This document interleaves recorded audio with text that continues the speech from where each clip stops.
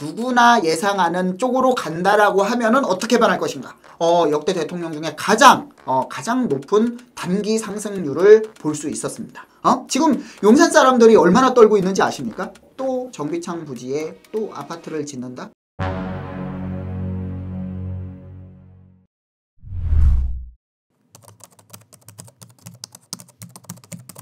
안녕하세요. 반갑습니다. 이충민의 부말리입니다. 드디어 이제 결정이 났습니다. 헌법재판관 8인 만장일치로 탄핵이 인용이 됐죠. 그렇기 때문에 이제 대선의 시계가 굉장히 빨라졌습니다. 6월 초에 이루어질 것으로 예상을 하고 있고요. 당연히 탄핵 이후에 60일 인용이 결정이 나고 60일 이내에 대선을 치르게 돼 있기 때문에 대선의 시계가 굉장히 빨라졌다라고 말씀드릴 수 있습니다.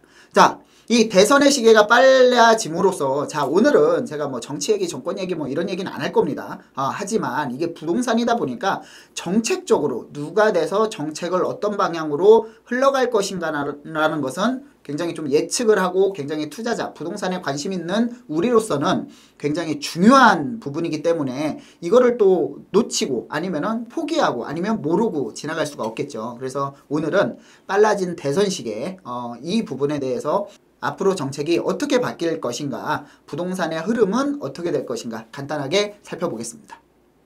자, 우리가 과거에 이제 뭐 여당, 야당 이런 개념이 아니라 이제 뭐 보수와 진보가 구분이 되면서 대통령이 누가 되느냐에 따라서 부동산 정책이 굉장히 오락가락했다라고 할 수 있습니다. 특히 이제 보수 진영에서 대통령이 되면은 이제 부동산 가격이 부동산에 대한 정책이 완화 정책으로 많이 그런 방향으로 맞춰져 있고요. 그 다음에 진보에서 이제 대통령이 된다라고 하면은 그러면은 부동산 정책이 억제 정책으로 이제 많이 기울어져 있었습니다.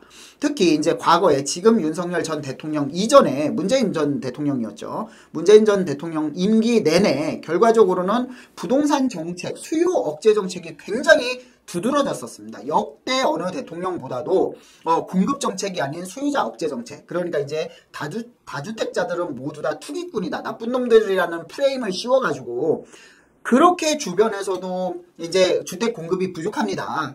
부족하기 때문에 신축 주택이나 이런 부분들이 희소 가치가 높아져서 주택 가격이 올라갑니다라고 그렇게 많이 이제 정책 연구자들이나 이제 많은 전문가들이 이렇게 얘기를 했지만 결과적으로 이제 국토교통부 장관이라든가 정책의 방향이 임기 5년 중에 4년 동안은 계속해서 이제 수요자 억제 정책, 뭐 이제 조정 대상 구역 전면 확대, 투기과열지구 확대, 그 다음에 양도소득세 중과, 뭐 2주택, 3주택, 취득세 중과 이런 계속되는 이제 세금과 이런 세금 정책으로 좀 많이 투자 수요를 억제를 했다라고 말씀드릴 수 있습니다. 자, 근데 여기서 부작용이 굉장히 컸죠. 여기에 부작용은 물론 코로나 시국에 이제 통화량이 금리가 낮아지면서 급격하게 증가하는 모습을 보여서 이 부분도 당연히 이 부분도 당연히 영향을 미치긴 했지만 그것보다는 공급이 부족한 현실을 무시하고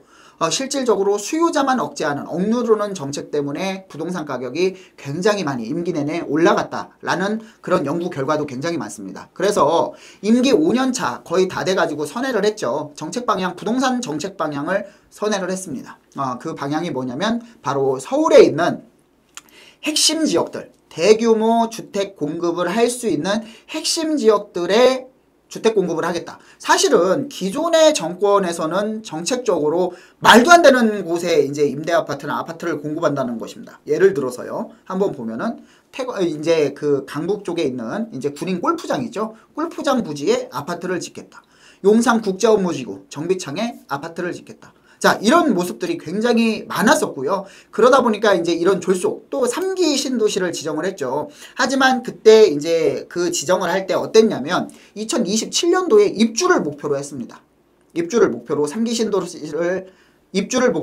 신도시를 지정을 했지만 결과적으로 지금도 토지 보상이 안 된 데가 많습니다. 자, 토지 보상이 안 됐다라는 것은 뭐냐면 아직 착공을 못 했다. 그럼 앞으로도 3년이 아니라 5년, 7년, 10년을 기다려야 된다라고 말씀드릴 수 있습니다. 자, 여기서 한번 정확히 보시면은요, 한번 정책들을 간단하게 살펴보면은, 자, 임기가 시작이 되고 나서 6.19 대책이 나왔습니다.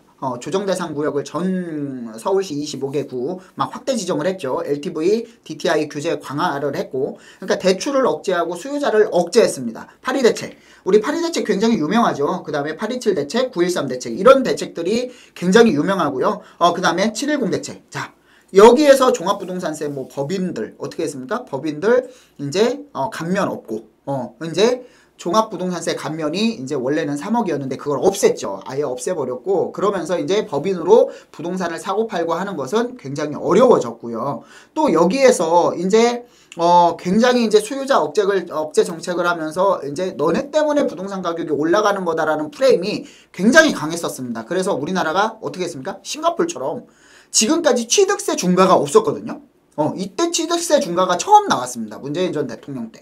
자, 그래서 싱가포르처럼 외국인이나 아니면은 다주택자가 주택을 사게 되면은 2주택자는 징벌적 과세죠. 8%, 3주택자는 12%까지 올라갔습니다. 자, 그리고요, 여기에 단기 차익으로 양도소득세에다가 투기과열지구 아니면 조정대상 구역에 양도소득세 2주택자는 여기에 이제 징벌적 과세라고 해가지고 중과세를 적용을 했죠. 그래서 만약에 다주택자가 1년 안에 세금을 낸다라고 하면 95% 정도 세금을 내는 그런 이런 말도 안 되는 세금 정책이 좀 있었다라고 말씀드릴 수 있습니다. 근데도 집값을 못 잡았죠. 이렇게 했는데도 불구하고 역대 대통령 중에 가장 높은 단기 상승률을 볼 수 있었습니다.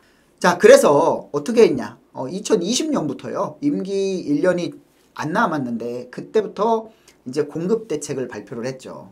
임기 4년 동안 계속 이제 헛다리를 짚다가 결과적으로는 이제 공급 정책으로 맞다. 이게 진짜네. 공급이 없었던 게 부족했던 게 맞네. 이대로는 한계가 있겠다. 집값을 잡는데. 그래서 2020년 8월 4일 날 공급 대책이 발표를 했습니다. 서울 등 13개 지역을 대상으로 세금 가가 등을 통해 수요 억제를 하면서도 그래도 공급 확대. 자, 공급 확대 정책을 했고요. 뭐 전세 대책, 그 다음에 2021년도에 이사 공급 대책.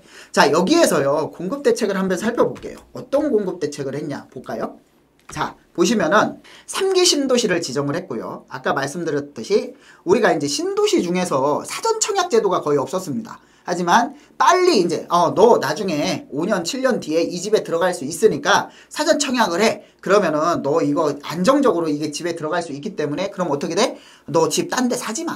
안 사도 되잖아. 이런 마음의 안정, 평화를 주기 위해서 이제 수요자들한테 시그널을 준 거죠. 이렇게 공급을 할 거니까 너 너무 그렇게 조급하게 생각하지 마. 그게 무슨 얘기냐? 공급이 부족하기 때문에 가수요까지 예비수요까지 이 주택시장에 뛰어들었다라는 걸 인정하는 거거든요. 자, 그렇게 해서 사전 청약도 하고 2027년에 입주를 시키겠다라고 호언장담하고 3기 신도시를 지정을 했습니다. 하지만 지금 현재도 보상이 안 된 데가 대부분이다 라고 말씀을 드릴 수 있고요. 자, 그리고 어떻게 해요? 골프장, 군인 골프장, 태릉CC 유명하죠. 자, 공급 대책에서요. 골프장을 밀어버리고 여기에다 아파트를 짓겠다라고 합니다. 그리고 또 용산 정비창 부지. 용산 정비창 부지가 어디입니까? 국제업무지구죠. 지금 거기에다가 이제 국제업무지구 개발을 하고 사실 오세훈 서울시장이 전 서울시장이었을 때 당군 이래 최대 서울시의 사업이라고 해가지고 35조를 들여서 국제업무지구를 개발을 하겠다라고 했는데 여기에 아파트를 지어서 50% 정도는 임대아파트, 30% 이상은 임대아파트로 짓겠다라는 발표를 했습니다. 자, 그리고 용산 캠프캠 부지. 캠프캠 부지도 용산 캠프캠 부지, 유엔사 부지, 수송부 부지 3대 핵심 미군 부지라고 볼 수 있는데 여기에 캠프캠 부지는 어디냐면 삼각지역이죠. 삼각지역. 노린자 땅입니다. 여기 역세권 활성화 사업을 해야 되는 이 지역에 아파트를 지어서 공급을 하겠다. 그리고 서울의료원 3,000가구, 서부 운전면허시험장 3,500가구. 자, 여기에서 이렇게 서울시에 공급을 하겠다. 대규모 공급을 하겠다. 여기는 이제 그러면서 또 뭐를 만들었습니까? 공공재개발을 만들었습니다. 이렇게 하면서 공공재개발도 하고 그 다음에 이런 정비창 부지나 이제 그런 토지, 골프장 부지에 대규모 공급을 하는 이런 정책들이 나왔지만 실질적으로 이루어지는 모습은 볼 수 없다라고 말씀드릴 수 있습니다. 자, 그래서 이제 임기가 끝나고 이렇게 이제 졸속적으로 임기 1년을 남겨놓고 주택 공급을 하겠다라고 해서 구역 지정을 해놓고 뭔가를 지정을 해놓고 발표를 했는데 실질적으로 임기 끝나고 나서 윤석열 전 대통령이 이제 바톤 터치를 했죠. 보수 쪽에서. 자, 그러다 보니까 어떻게 됩니까? 이거를 이어가는 게 아니라 이어가지 못하고 있죠. 이어가지 못하고 있고 그래서 지금 정비 사업이 굉장히 좀 활성화가 되고 있습니다. 자, 골프장을 왜 건드립니까? 용산국제업무지구 그 노린자 땅을 아파트 공급을 왜 합니까? 지금 용산 사람들이 얼마나 떨고 있는지 아십니까? 탄핵이 인용이 되고 나서 또 정비창 부지에 또 아파트를 짓는다? 캠프긴 부지에 또 아파트를 짓는다? 임대 아파트가 절반이다? 이게 사실은 실질적으로 참 큰 어려움이 있을 거라고 예상이 되고요. 이게 말도 안 되는 정책이기 때문에 이런 부분들. 자, 근데 여기 하나 연속성을 가지고 있는 게 있습니다. 이 중에서. 자, 연속성을 가지고 있는 게 뭘까요? 바로 공공재개발이죠. 자, 공공재개발 같은 경우에는 2020년도에 만들어지면서 여기에서 이제 공공재개발 말 그대로 공공기여를 한 공공재개발 여기에 동의를 해주면 인센티브를 줘서 용적률 인센티브를 주겠다. 그러면서 어떻게 해요? 그 인센티브의 50%를 임대아파트로 기부를 해라 라는 겁니다. 결과적으로. 그러니까 이게 무슨 얘기냐면 서울시에 공공으로 주도해서 재개발 사업을 하겠다. 그러니까 결론은 서울시에도 주택이 부족하니까 공급을 하겠다. 그러면 이 공급은 어떻게 됩니까? 자, 앞으로 갈게. 서울시의 재개발 쪽, 공공재개발이건 역세권 활성화건 신속통합기획구역이건 모아타운이건 결과적으로는 재개발 활성화 쪽으로 이 부분에 대해서는 이제 정책의 연속성이 있을 수밖에 없다. 이렇게 말씀드릴 수 있을 것 같고요. 자, 빨라진 대선 시계로 인해서 자, 탄핵에 반대를 했건 아니면 탄핵에 찬성을 했건 간에 양 갈래로 굉장히 양분화가 돼 있었습니다.